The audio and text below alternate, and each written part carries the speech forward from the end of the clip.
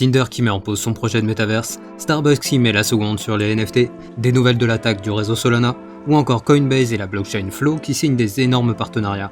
Bienvenue dans ce Daily Crypto où je vais vous résumer ces dernières actualités du monde crypto.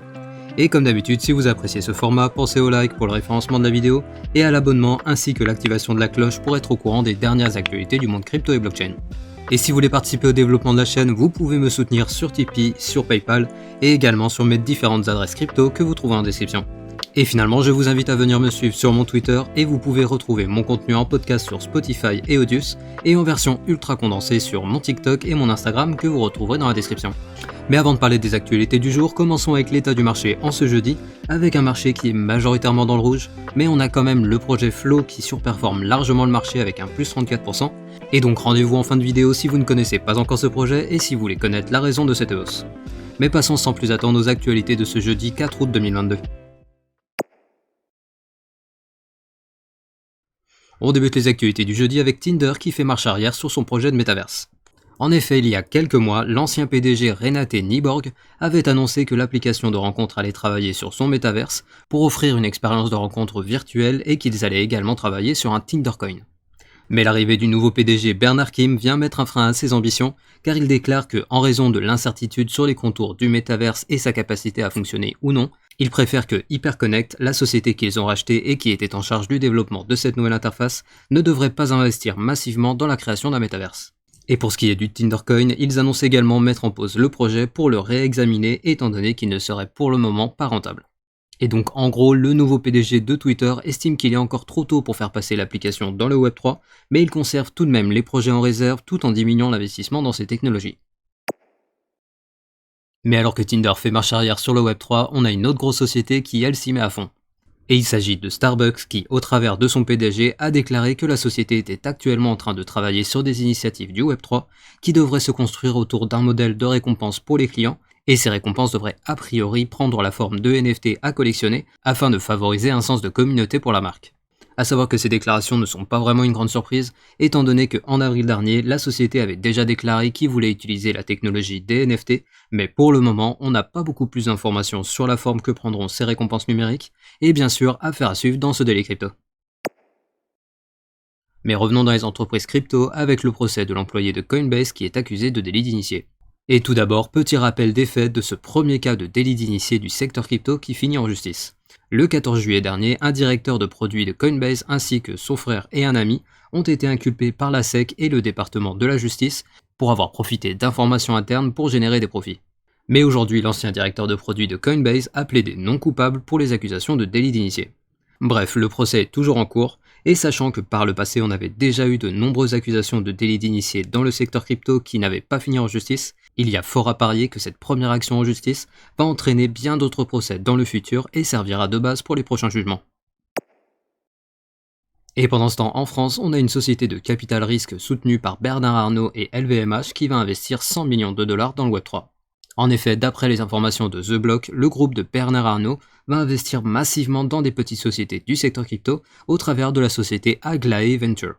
A savoir que cette société n'en est pas à son coup d'essai sur les cryptos, car en juin dernier, ils avaient participé à un tour de table aux côtés de Ledger, Coinbase et Sébastien Borget de The Sandbox pour la société française Flowdesk qui est spécialisée dans les infrastructures de trading crypto destinées aux émetteurs de tokens. Et je précise que Aglaé Venture avait déjà investi dans le passé dans des projets à succès tels que Netflix, Airbnb ou Spotify, et il sera très intéressant de voir quels sont les projets qu'ils soutiendront dans le secteur crypto. Et toujours en France, on a Ledger qui serait en train de chercher des fonds pour soutenir sa croissance.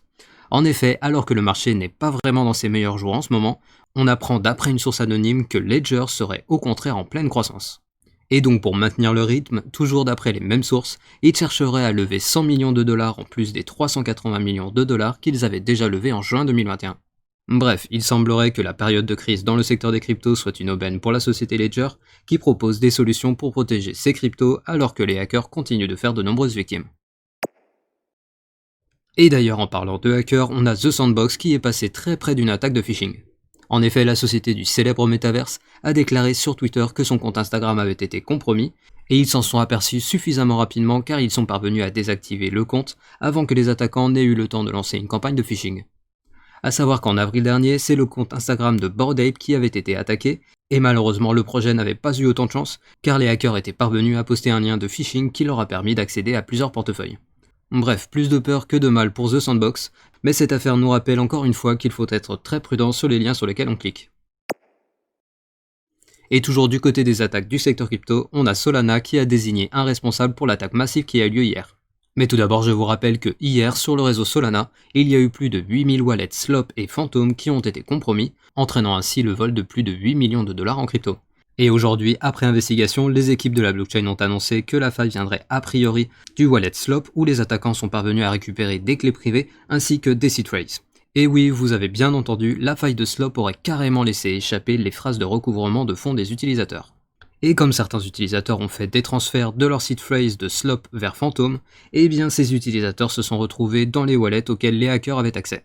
A savoir que pour le moment, les équipes de Slop n'ont ni confirmé ni nié ces informations, mais ils ont déclaré qu'ils travaillaient actuellement pour trouver les origines de la faille et ils ont également invité leurs utilisateurs à changer leur seed phrase. Mais malgré les déboires que traverse le réseau Solana, on a Sam Bankman-Fried qui apporte son soutien au projet. En effet, suite aux récents événements, le PDG de FTX a pris la parole pour déclarer qu'il considérait toujours que Solana est pour lui la blockchain la plus sous-évaluée, en précisant que n'importe quelle autre blockchain aurait échoué s'ils avaient essayé de faire ce que Solana a fait. Et il rappelle également que dans cette attaque, le problème ne vient pas du code de la blockchain, mais il vient plutôt d'une application tierce qui est utilisée par quelques acteurs. Et donc d'après ses dires, le projet reste très solide étant donné que les équipes de Solana ont réglé les 2/3 des problèmes techniques et qu'il ne resterait plus que 1/3 des défis techniques à relever. Et pendant ce temps, du côté de Coinbase, la plateforme a signé un énorme partenariat. En effet, la plateforme d'échange crypto vient de s'associer à BlackRock pour leur offrir des services de trading crypto. Et tout d'abord, je vous rappelle que BlackRock est tout simplement le plus gros gestionnaire d'actifs au monde et on savait déjà qu'il s'intéressait au secteur crypto. Et donc grâce à cette collaboration, la plateforme de gestion d'investissement de BlackRock aura donc accès au trading de crypto via les comptes pour institutionnels Coinbase Prime et pourra ainsi proposer ses services à ses clients. A savoir que le rôle de Coinbase dans cet accord sera de prendre en charge les échanges et également la garde de crypto des clients d'Aladin, la plateforme de gestion de BlackRock. Et vous vous en doutez, cette annonce a fait très plaisir aux investisseurs de Coinbase car suite à ces révélations, l'action est passée de 78$ à 116$ pour au final venir se stabiliser dans les 90$. Bref, malgré les mauvaises nouvelles qui s'enchaînaient pour Coinbase, on a cette annonce qui semble avoir fortement modifié le sentiment de marché sur la société. Et pendant ce temps au Portugal, les régulateurs sont de plus en plus durs envers le secteur des cryptos. A savoir que depuis plusieurs années, le pays était considéré comme pro-crypto, étant donné les avantages fiscaux dont profitaient les investisseurs du secteur crypto, mais depuis l'arrivée au début de l'année du nouveau ministre de l'économie Fernando Medina, la politique du pays est devenue de plus en plus sévère envers les cryptos, et pour exemple, en mai dernier, le gouvernement avait proposé une loi à l'Assemblée qui visait à taxer les gains en crypto au-dessus de 5000€, mais finalement la proposition a été rejetée par l'Assemblée. Et visiblement, la chasse aux cryptos au Portugal ne va pas s'arrêter là, car on apprend que plusieurs banques enregistrées auprès de la Banque centrale du pays ont fermé les comptes d'au moins 4 bourses d'échange crypto nationales. A savoir que la Banque centrale a déclaré en parlant de ces fermetures de comptes que les institutions financières du pays avaient le droit de faire ce qu'elles voulaient, mais qu'elles suivaient de près l'affaire. Et ils ont justifié la fermeture de ces comptes par, je cite, la politique de gestion de risque de chaque institution bancaire. Mais en parallèle de ça, on a un des dirigeants de ces bourses crypto qui a déclaré que les banques ne leur donnent pas d'autre justification que le simple fait qu'ils ne veulent pas travailler avec des sociétés crypto et qu'il était actuellement très difficile de lancer une entreprise crypto au Portugal. Bref, il semblerait que la pression du gouvernement portugais soit à l'œuvre pour freiner tout développement de l'écosystème crypto dans leur pays. Et on finit les actualités du jeudi avec le flash du jour. Tout d'abord, on a un acheteur anonyme qui a payé 15 millions de dollars pour le nom de domaine nfts.com, ce qui en fait le 9e nom de domaine le plus cher de l'histoire. Ensuite, d'après des informations de la CNBC, la société Celsius aurait obtenu l'accord du régulateur pour réembaucher son ancien responsable financier pour la somme de 93 000 $ par mois. Et finalement, on a Chainalysis qui a mis en évidence que depuis le début de l'année, 69% du total des cryptos volés viennent d'attaques de bridge, ce qui représente 2 milliards de dollars qui ont été dérobés depuis le début de l'année sur ce type de protocole. Parlons maintenant de la crypto du jour qui est le Flow. Et tout d'abord, le token Flow est actuellement en 29e position sur CoinMarketCap avec une capitalisation boursière de 2,7 milliards de dollars. Et Flow, c'est quoi ? Eh bien, il s'agit d'une blockchain d'infrastructure au même titre qu'Ethereum, Solana ou Elrond, mais qui est un peu plus spécialisée que ces dernières. À savoir qu'elle a été créée par Dapper Labs qui est également à l'origine des CryptoKitty et de NBA Top Shot, et le projet de la blockchain se concentre principalement sur l'offre d'un outil optimal pour le développement de jeux vidéo ou de séries NFT. En effet, la blockchain a été pensée pour une adoption du grand public, étant donné que l'infrastructure a été construite pour offrir une bonne ergonomie, que ce soit pour les développeurs, mais également pour les utilisateurs. Et qu'est-ce qui a fait que soudainement le prix du token est monté ? Eh bien, le projet vient d'annoncer que Instagram allait désormais supporter les wallets de la blockchain Flow, et donc désormais ils vont être l'un des premiers à permettre à leurs utilisateurs de pouvoir connecter leur wallet pour montrer leur NFT directement sur leur compte Instagram. Ainsi se termine le Daily Crypto du jeudi, et je vous invite à venir me suivre sur mon Twitter que vous trouverez en description, et je vous rappelle également que vous pouvez retrouver mon contenu en version podcast et en ultra condensé sur les différentes plateformes que vous trouverez en description. Et comme d'habitude, pensez au like pour le référencement de la vidéo, et à l'abonnement ainsi que l'activation de la cloche pour être notifié dès que je sors une nouvelle vidéo.